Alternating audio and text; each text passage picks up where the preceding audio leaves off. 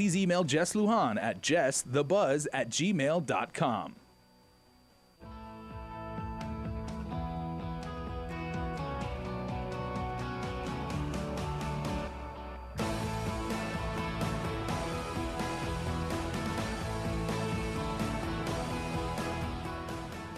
The Buzz with Jess Good evening, Guam. Lujan. I'm Jess Lujan. Welcome to this edition of The Buzz. I've asked folks from Micronesian Renewables to come back on to continue our conversation about renewable energy, in particular solar electricity. I have Jeff Fiocolo and, of course, Joe Rosario. Thank you. This evening. Good evening again, and thank you very much for accepting to come back on the Thanks show for having tonight. us.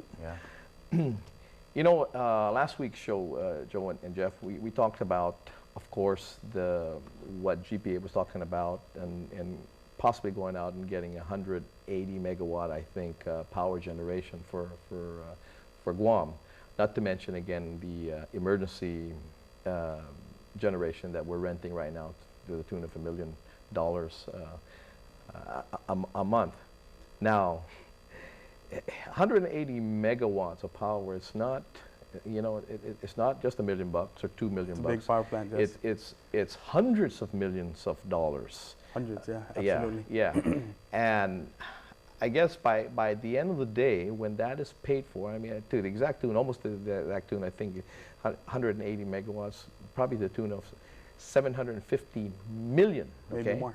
You're just, if not, just shy of $1 billion. Okay, billion with a B. Okay? A billion with a B. Yeah. Kind of like a Trump billionaire rather than a millionaire. Okay. Yeah, billion with a B.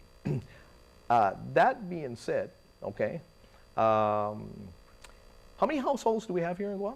About 38,000. About 38,000.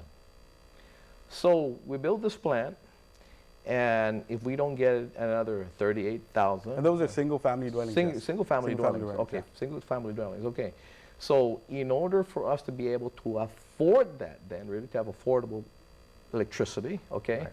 you probably need to double or triple, quadruple the amount of single-family dwellings that will come into to the grid, which I seriously doubt is going to happen. For it to be affordable for me to be able to still keep my $300, $400, $500 a month bill. Correct me if I'm mistaken. Well, Jess, sorry, Jeff, but I didn't make that up. Those are figures that have been published. The 180 megawatts actually came out in the utilities integrated resource plan that they presented to the CCU, and it does encompass 180 megawatt combined cycle power plant, meaning that there's going to be two fuels that are going to run the power plant, and one is low sulfur diesel, and the other one is liquefied natural gas, LNG. Although both are cleaner fuels to burn, and that's I guess that's one of the objectives here. None of them are renewable. And keep in mind that currently, as we speak right now, Guam does not have the infrastructure for the LNG. So again, in the last show, we talked about fracking and how that's dangerous to the planet, and how it's really gonna affect some water in the States. But you gotta take it out of the ground. I'm talking about LNG. Take it out of the ground, put it in a container, ship it to Guam, unload it at the port, and keep in mind that there might be downtime for the port of 3 days because it's so sensitive. And now you got to bring it up to the power plant up at Harmon Cliff Line. Right now, we don't have any of that infrastructure. So that's why there's a price tag of $750 million. And at 180 megawatts, it might even go into the billion. How is that going to affect us? It's pretty obvious. Now let me ask you, gentlemen, because when I'm looking at cost here, this is just to build the plant. This is just to build the infrastructure. Okay, this doesn't take in consideration yet the fuel. The fuel, the LEAC, right? Okay, that it doesn't take consideration because it's probably a more, I guess, sensitive, I guess, energy source that is more susceptible to explosion or whatever it may be. Absolutely. Your insurance rates will probably will be even, Sure. even Something's higher. gotta give, Jeff. Yeah, so those are not included yet. So that's just the infrastructure, again, prior to the fuel. Yeah. And then, again, the other operational costs. And how do you for get the that. fuel up to Harmon Cliff Yeah, Line from the port? yeah, Do you yeah. do a pipeline? Yeah. That might be the best way, Yeah. but right now we don't even have that pipeline that goes all the way up there. And- So they're and we going to have to don't- build that. Or in and- a truck, now that becomes very And hazardous. the power, we have the islands of the Marianas, but we don't share grids. I mean, we don't feed some power to Non-interconnected. to road in the Saipan and like that can share the cost with us. And you're saying we got about 38,000 single family dwellings. I can break down those numbers for you, Jess. Let's say right now in Guam there are approximately 38,000 single-family dwellings. If you took 11,400 of those, that's 30%, and you got them on solar with battery storage. Now you've successfully taken 114 megawatts off of the grid. So there's really no need to build that 180. Now you're down to 66 megawatts, which we feel as an industry is, it's workable. But now there's no need to go out and float a bond for $750 million. Now you're talking about 250, $300 million, which I think it's palatable. Yeah. Now let me ask you, for something to be palatable now with this, okay? Now, say we take half of those people off the grid, or have off fossil fuel, basically, okay? But when we look at basically, can we take half people off? The answer is probably no in this sense, in the conventional way that you guys operate, because I have a house. It's a very small house. I don't maybe have the rooftop to do that. I don't have the real estate for my panels.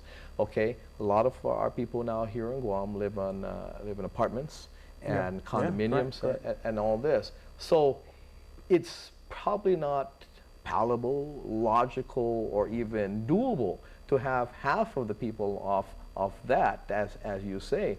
Is there any component now, because basically what we're talking right now in regards to solar electricity is just for folks who have homes, who have the rooftops, who have the real estate, to be able to put these panels on. Great point. Great I mean, point. I'm screwed if I'm an apartment dweller or a condo that doesn't have the solar panels. I can't agree with you more. That's a great point. Yeah, and I want to address that, but I just want to go back just for a minute and just kind of emphasize on what Joe was talking about. And if you take just 1/3 of the people, or 38,000 residents, if we took, what is it, 11,500 off of the grid, that's no expense to Guam. That is correct. Zero right. expense Zero expense, whatsoever, okay. right?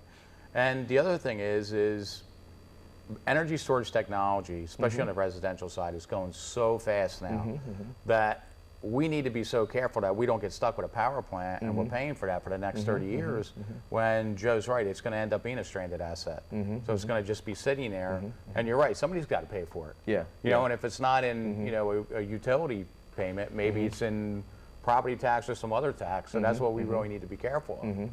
So that's the one point. But getting back to what you were talking about, and this is a program that we really like, is virtual net metering.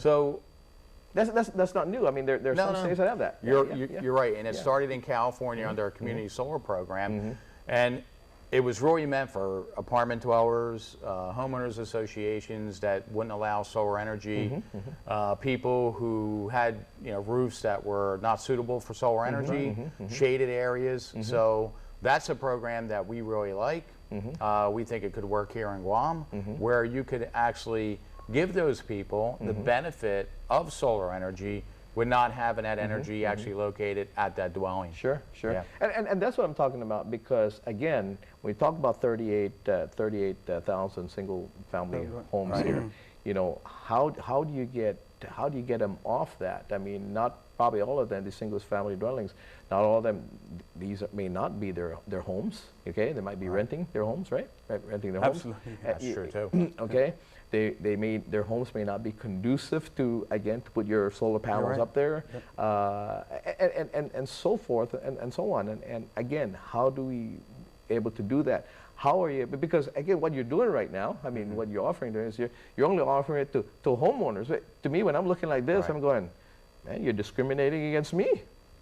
You can't agree with you more. Yeah. You're Or so discriminating many against- other people out there. Absolutely. Even businesses, even businesses who Sure. who may be renters, because if you're a renter in a business, okay, that maybe they We don't. are. That whose complex maybe is even older or can't avail themselves to solar panels. Right. The net metering, or virtual net metering, as Right. I've read in some jurisdictions, they can apply now. They can Correct. be, I guess, avail themselves to net metering based on virtual net metering that they Correct. have. How does that work?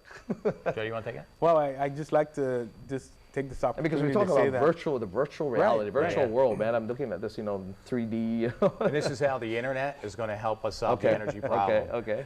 So, Jess, you got homeowners out there like Sita Maria from Okay.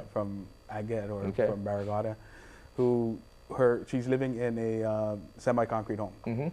Walls are concrete, but you got your rooftop that's tin. There's really no option for renewable energy. But Sita Maria is saying, well, I want cheaper power. How do I get it?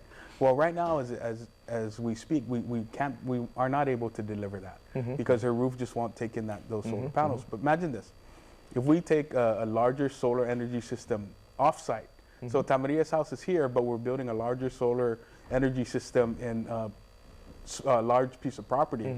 Now she can avail to that cheaper power from that energy system that's being built Okay. off-site. So Oh, that's okay. how that works. You want to elaborate, Yeah. Jeff? Yeah, and that's what could be done here on Guam, where you could build facilities that, and there's a lot of really big rooftops here on Guam. You have little parcels of property. You could actually put, say, a megawatt of solar energy on a rooftop or 750 kilowatts and offset that owner's energy from that solar energy system. Excess energy now can be sold back to people who can't have the Yeah. facility. That's right. Yeah. This is interesting because I once, when I was in legislature, I had oversight of GPA. It's interesting because it sounds to me like probably or possibly legislation would be needed for something like this. But we'll talk about it when we come back. Got to pay some bills. Be right back. Watch